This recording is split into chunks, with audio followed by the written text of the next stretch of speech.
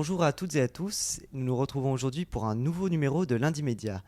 Aujourd'hui notre invité s'appelle Maxime Nory, ancien étudiant de l'EM Lyon, ancien participant du concours Jeune Entrepreneur de l'année et cofondateur de l'entreprise Simplifia. Simplifia, c'est une entreprise qui aide à gérer les démarches administratives et de succession pour les personnes ayant perdu un proche. Bonjour Maxime. Bonjour. Alors dites-moi Maxime, tout d'abord, comment vous est venue cette idée de monter cette entreprise ? Alors avec mon associé Baptiste Dossi, on avait identifié ce secteur comme un secteur porteur, un secteur où il y avait beaucoup d'innovation à apporter, un secteur qui est assez peu attractif, où on s'est dit qu'on pouvait relativement facilement venir apporter quelque chose de nouveau, un nouveau souffle d'innovation. On s'est lancé dans ce secteur, donc le secteur du funéraire, en se disant tiens, on va aller rencontrer des acteurs de ce secteur, des familles qui sont passées par là. Et au fil des rencontres, on s'est rendu compte qu'il y avait un vrai problème au niveau des démarches administratives auxquelles étaient confrontées les familles à la suite d'un décès. Face à cette problématique auxquelles toutes les familles devaient faire face, l'offre qui existait était assez pauvre. On retrouvait des guides qui expliquent comment faire les démarches, mais rien qui nous paraissait satisfaisant. Donc c'est de ce point de départ, de ce constat, qu'a débuté l'aventure Simplifia. Et ensuite, vous êtes lancé dans le concours Jeune Entrepreneur de l'année. Et ça tombe bien parce que le concours Jeune Entrepreneur de l'année, c'est le sujet de la chronique qui arrive. On est jeune, on est entrepreneur et on a un beau projet. Eh bien pour le concrétiser, c'est simple. La Fondation pour l'Université de Lyon vous propose de participer pour la 7e édition au concours des jeunes entrepreneurs de l'année. Mais alors, comment fait-on pour y participer ? Il faut être étudiant ou jeune diplômé, avoir entre 18 et 35 ans. Ensuite, il faut avoir l'intention de monter son entreprise. Bien entendu, si vous avez une entreprise depuis moins d'1 an, vous êtes les bienvenus. Et enfin, puisque le concours se localise dans la région Rhône-Alpes, il faut que votre projet soit régional. Mais alors, qu'est-ce qu'on y gagne ? En premier lieu, l'expertise de professionnels encadrant le concours. Mais aussi et surtout, les vainqueurs gagnent une somme d'argent permettant de financer leur projet et un accompagnement de la part des partenaires. Mauvais orateur s'abstenir.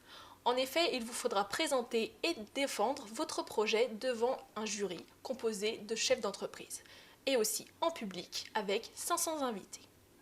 Il y a 5 prix à la clé. Le grand prix, remis bien évidemment au meilleur projet, mais également le prix numérique, le prix innovation, le prix montagne et le prix coopératif. Le tout remis à la Chambre de commerce et d'industrie de Lyon. 86 projets ont été inscrits par les 139 créateurs. Le concours a commencé le 20 février, il n'y a pas de temps à perdre. Votre projet doit être déposé le 24 avril pour une remise des prix le 15 mai. Une chronique signée Océane Chabardès. Alors pour vous, comment ça s'est déroulé le concours JEA ? Alors le concours JEA, tout d'abord, c'était une belle opportunité pour nous. On l'a tout de suite perçu comme ça. C'est pour nous l'occasion de venir présenter au grand public un projet qui nous tient à cœur et qui, au début en tout cas, vit dans un bureau, dans des cartons. Donc on s'est dit, tiens, c'est l'occasion de venir le challenger devant un public, et en plus avec une petite compétition à la clé. Donc on a été tout de suite séduit par le projet.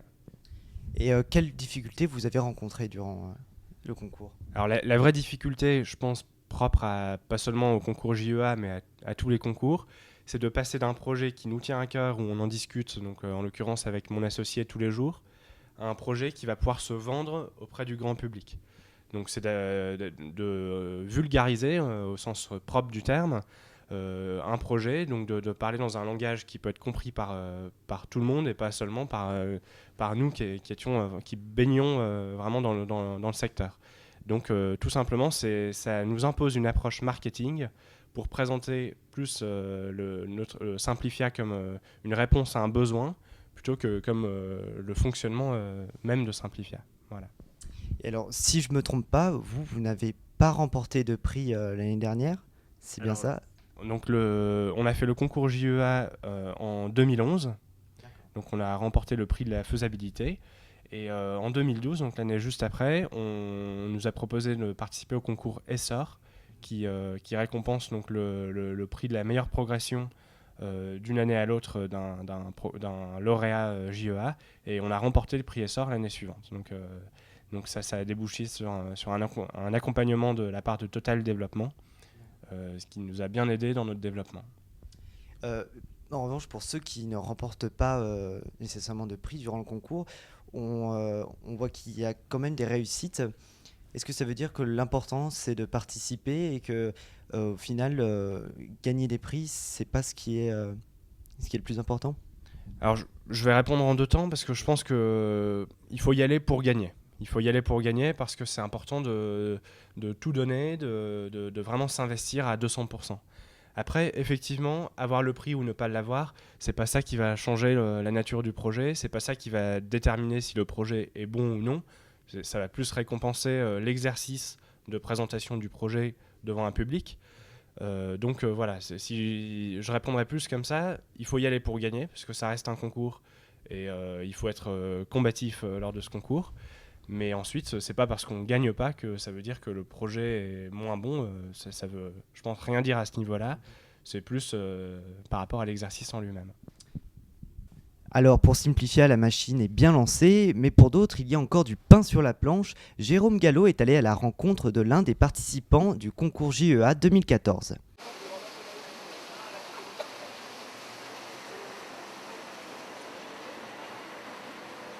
Dans quelques mois, la Confluence comptera un nouvel entrepreneur. Mais pour l'heure, c'est au jardin du Musée des Beaux-Arts que nous rencontrons Léo Herner. 23 ans à peine, il a déjà lancé sa propre start-up, Ina Cosmétiques. Bien que le marché des produits de beauté soit bouché, Léo n'a pas peur de se lancer. L'entrepreneur mise sur un service de proximité. Des conseillères viendront directement chez vous pour proposer les produits les plus adaptés. Une sorte de courte beauté ? Moi, je dirais plus un accompagnement beauté. C'est en fonction de chacun, en fonction du type de peau, en fonction des besoins, c'est proposer le produit qui correspond avec des conseils, des astuces. Le projet est encore jeune. Le concours JEA peut donc permettre à Léo de gagner en visibilité.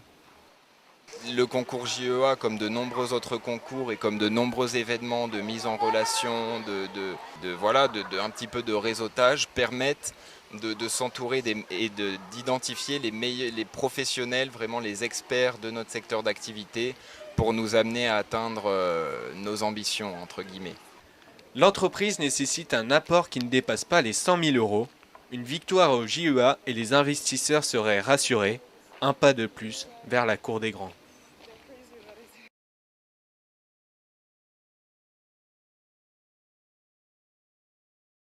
Merci Jérôme Gallo pour ce reportage. Alors aujourd'hui, où en êtes-vous avec votre entreprise par rapport à votre business plan et ainsi de suite? Alors Simplifia, on va dire que le début a été plus long que ce qu'on pensait, parce qu'il a vraiment fallu se faire une place dans un secteur particulier qui est le secteur des pompes funèbres.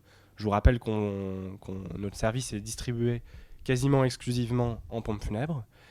Là, on est entré dans une nouvelle phase depuis environ 1 an, où on commence à avoir une notoriété au sein des pompes funèbres, des professionnels, mais aussi auprès des familles.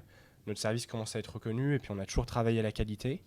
Et donc là, on va dire qu'on est entré dans une phase où ça avance plus vite que ce qu'on pense. On a musclé l'équipe commerciale, on a recruté 3 commerciaux en CDI. Donc maintenant, on a une force commerciale plus puissante, une force de frappe plus importante, ce qui nous permet de se déployer plus vite au sein de toute la France. Et pour finir, quels conseils donneriez-vous aux participants de JEA 2014, mais aussi aux entrepreneurs en général? Alors je pense qu'il faut croire en son idée, mais il faut aussi accepter de faire évoluer le business model. Et si je devais vraiment donner un conseil très concret, c'est de bouger tout le temps, d'aller à la rencontre du marché, parce que les idées, on les a jamais trouvées, en tout cas pour notre part, on les a jamais trouvées dans notre bureau en discutant.